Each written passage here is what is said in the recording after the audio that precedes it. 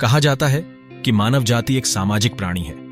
उसके जीवन में जो भी आदतें और अनुशासन आते हैं वह इसी समाज की देन है।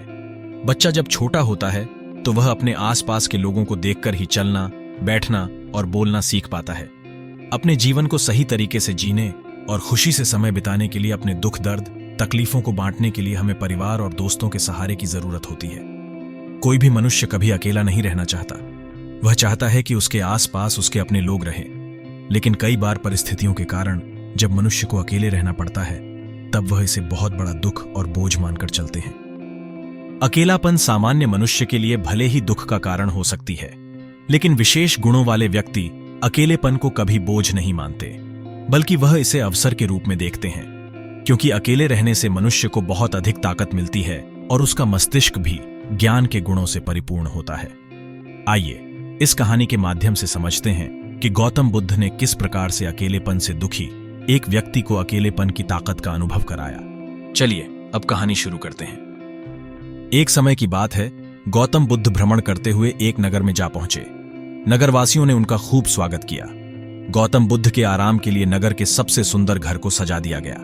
सभी लोग बुद्ध की सेवा के लिए तत्पर थे, किंतु बुद्ध ने नगर के भीतर जाने से मना कर दिया और कहा कि वह नगर के बाहर वृक्ष के नीचे ही आराम करेंगे, क्योंकि वह थोड़े समय के लिए अकेले रहना चाहते हैं। बुद्ध की आज्ञा मानकर सभी नगरवासी चले गए। नगरवासियों के जाने के बाद बुद्ध ने अपनी आंखें बंद की और ध्यान की अवस्था में जाने लगे। तभी उन्हें किसी के रोने की आवाज सुनाई दी। बुद्ध ने तुरंत अपनी आंखें खोली और इधर उधर देखा तो पाया कि एक व्यक्ति उनसे थोड़ी दूर पर बैठा हुआ है और वह चिल्ला चिल्ला कर रो रहा है। बुद्ध तुरंत ही उसके पास पहुंच गए। उन्होंने उस व्यक्ति से उसके दुख का कारण जानने का प्रयास किया।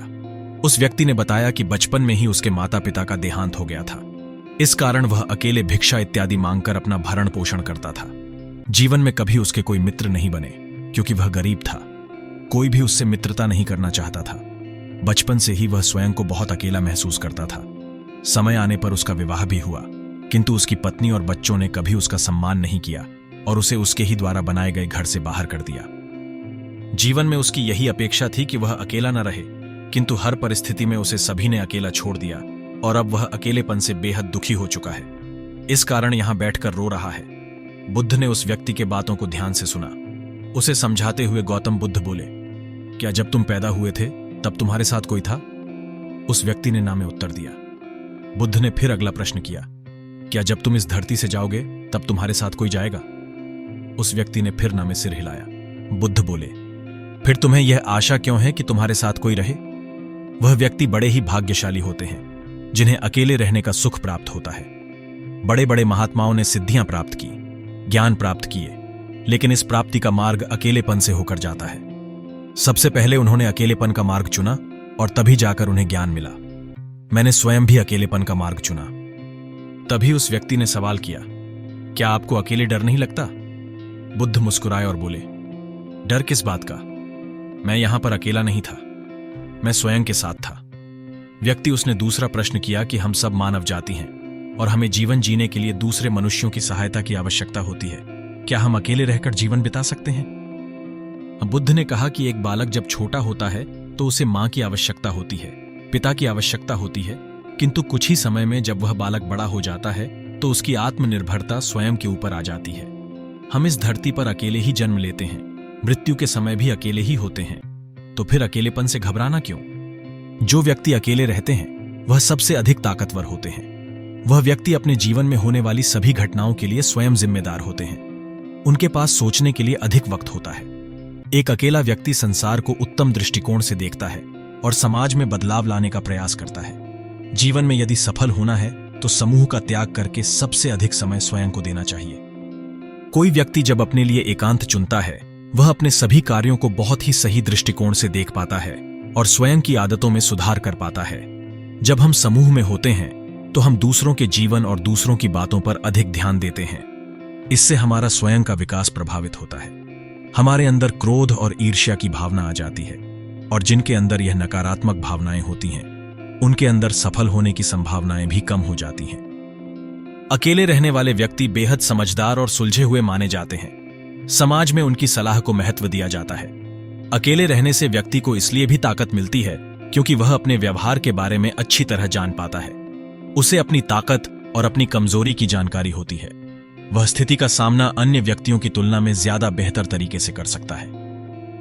बुद्ध की बातों को सुनते हुए वह व्यक्ति ध्यानमग्न था।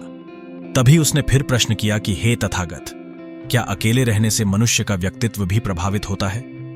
तब गौतम बुद्ध ने कहा कि यदि समूह में रहने वाले व्यक्ति और अकेले समय बिताने वाले व्यक्ति की तुलना की जाए तो समूह में रहने वाले व्यक्ति अक्सर अपने आसपास के लोगों के व्यक्तित्व से प्रभावित रहते हैं। उनके परिवार और मित्रों का व्यक्तित्व जिस प्रकार का होता है, उनका व्यक्तित्व भी उसी प्रकार बन जाता है। लेकिन अकेले रहने वाले व्यक्ति एक नए प्रकार के व्यक्तित्व का विकास करने में सक्षम होता है।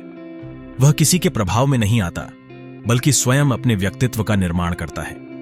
इतिहास के कवि और कलाकार आमतौर पर अंतर्मुखी और अकेले रहने वाले व्यक्तियों में गिने जाते हैं, क्योंकि अकेले रहने से उनके अंदर सृजन करने की क्षमता बढ़ती है। जब अकेले समय बिताते हैं तो सृजन पर ध्यान केंद्रित कर पाते हैं। इसलिए जीवन में कभी भी अकेलेपन को नकारात्मक और दुख से नहीं जोड़ना चाहिए, बल्कि यह सोचना चाहिए कि ईश्वर ने यही सबसे सुनहरा अवसर दिया है जिसमें हम स्वयं के व्यक्तित्व की पहचान कर पाएंगे। एकांत रहने में अद्भुत शक्ति मिलती है। उस व्यक्ति ने फिर प्रश्न किया कि एकांत रहने में किस प्रकार की शक्ति की मिलती है? एकांत रहने से व्यक्ति अपने लक्ष्य की ओर अधिक तेजी से पहुंच सकता है। प्रत्येक व्यक्ति को प्रतिदिन कुछ समय अकेले व्यतीत करना चाहिए। प्रतिदिन संभव नहीं है तो महीने के कुछ दिन या फिर साल के कुछ दिन। यदि वह अकेले रहकर स्वयं का विश्लेषण करें तो निश्चित ही वह दुनिया का सबसे बुद्धिमान व्यक्ति बन सकता है। कई बार बुद्धिमान व्यक्ति जब मूर्खों का साथ पकाद लेते हैं तो उनकी बुद्धि भी भ्रष्ट हो जाती है। इसलिए मूर्खों के साथ चलने से बेहतर है कि अकेले चला जाए ताकि स्वयं का विकास हो सके। कई बार व्यक्ति दूसरे व्यक्ति पर इतने निर्भर हो जाते हैं कि वह स्वयं को प्रेम करना भूल जाते हैं। दूसरे व्यक्ति पर भावनात्मक रूप से या फिर किसी भी तरह से निर्भर होना अच्छी बात नहीं है। यह हमारे निजी विकास में बाधा पहुंचाती है। एकांत रहने वाले व्यक्ति स्वप्रेम को भी अच्छी तरह समझते हैं और स्वयं के प्रति दयालु भी होते हैं, जबकि समूह में रहने वाले व्यक्ति अक्सर अपनी तुलना करके स्वयं के व्यक्तित्व को छोटा मानने लगते हैं। लेकिन जब व्यक्ति अकेलेपन की अवस्था में होते हैं तो उनकी प्रतियोगिता किसी से नहीं होती है। वह स्वयं से ही प्रतियोगिता करते हैं और अपनी अच्छाइयों को, अपनी कमियों को अच्छी तरह से देखते हैं, उसका विश्लेषण करते हैं। इतना ही नहीं, एकांत की अवस्था में वह कम समय में ही अपनी समस्याओं का समाधान भी कर लेते हैं। जबकि समूह में रहने वाले व्यक्ति यदि कोई निर्णय लेता है तो इसका निर्णय भी अन्य व्यक्तियों की इच्छा से प्रभावित होता है। गौतम बुद्ध की बातों को ध्यान से सुन रहे उस व्यक्ति ने फिर प्रश्न किया कि जिन व्यक्तियों के परिवार और मित्र हैं वह किस प्रकार अकेले रह सकते हैं? गौतम बुद्ध ने कहा कि अकेले रहने का यह अर्थ बिल्कुल नहीं है कि सब कुछ त्याग कर जंगल की ओर चले जाओ। गृहस्थ जीवन और समाज के प्रति कुछ महत्वपूर्ण जिम्मेदारियां होती हैं जिनका निर्वहन करना आवश्यक होता है। किंतु इस अवस्था में रहते हुए भी यदि स्वयं का विकास करना है तो प्रतिदिन कुछ समय अकेले अवश्य बिताना चाहिए। अकेले रहने वाले व्यक्तियों की मानसिक स्थिति अन्य व्यक्तियों की तुलना में बेहद मजबूत हो जाती है, क्योंकि वे इस बात को अच्छी तरह समझते हैं कि परिस्थितियां चाहे कैसी भी हो, उन्हें स्वयं ही स्वयं की सहायता करनी होगी। कोई अन्य व्यक्ति उनकी सहायता नहीं कर सकता। इस संसार में जिस व्यक्ति ने अकेलेपन की ताकत को समझ लिया वह उच्चतम शिखर तक पहुंचता है और जीवन में उसे जो कुछ भी चाहिए, उसने जो भी लक्ष्य तय किया है वह उन्हें अवश्य पा लेता है। किंतु कई बार अकेले रहने वाले व्यक्ति नकारात्मक भाव से भी गुजरते हैं। उनके अंदर कई प्रकार की नकारात्मक बातें आ जाती हैं और वह दुखी रहने लगते हैं। ऐसा होना स्वाभाविक है। मन में नकारात्मक बातों का आना, दुखी होना, यह सब मनुष्यों के संवेग है। किंतु यह दुख और नकारात्मक भाव लंबे समय तक मनुष्य के जीवन में नहीं रहना चाहिए। ईश्वर ने यदि तुम्हें अकेले रहने का अवसर दिया है तो इसे सहर्ष स्वीकार करो और यह सोचो कि ईश्वर ने जो कुछ भी किया है इसमें अवश्य ही तुम्हारी कोई भलाई छिपी हुई है। अन्य व्यक्ति अपने सांसारिक जीवन का त्याग करके अकेले रहने के लिए जंगलों की ओर जाते हैं और तुम हो जिसे ईश्वर ने जीवन के प्रारंभ से ही अकेलेपन का अनुभव कराया। इस कारण तुम्हें सदैव कृतज्ञ होना चाहिए। मन के नकारात्मक भाव और दुख के स्थान पर तुम्हें सकारात्मक बातें सोचनी चाहिए और अपने एकांत को समय और सही दिशा में लगाना चाहिए। गौतम बुद्ध बोले कि प्रारंभ में तुम्हें अवश्य ही पीड़ा महसूस होगी, किंतु समय के साथ तुम्हें इसका लाभ भी मिलेगा। अपने जीवन को सही लक्ष्य में लगाओ और अपने लिए अनुशासन तय करो। जब कभी एकांत में बैठो तो अपनी दोनों आंखें बंद करके और ध्यान लगाओ। ध्यान की गहरी अवस्था तुम्हें सकारात्मकता की ओर लेकर जाएगी। इस प्रकार गौतम बुद्ध ने उसे व्यक्ति को अकेलेपन की ताकत का अनुभव करवाया। उस व्यक्ति ने गौतम बुद्ध से वादा किया कि अब वह जीवन में कभी दुखी नहीं होगा, बल्कि एकांत समय को अवसर बनाकर जीवन में बड़े लक्ष्य की प्राप्ति करेगा। दोस्तों, उम्मीद करता हूं कि आपको यह वीडियो पसंद आई होगी। हम सभी अपने प्रतिदिन के जीवन में कभी न कभी अकेला अवश्य महसूस करते हैं, किंतु यही वह समय होता है जब हम अपने विकास के बारे में सोच सकते हैं। इस वीडियो को अपने परिवार और दोस्तों के साथ जरूर शेयर करें ताकि उन्हें भी प्रेरणा मिल सके। और हां, हमारे चैनल सब्सक्राइब करना बिल्कुल न भूलें। तो मिलते हैं अगली कहानी के साथ, तब तक के लिए नमो बुद्धाय।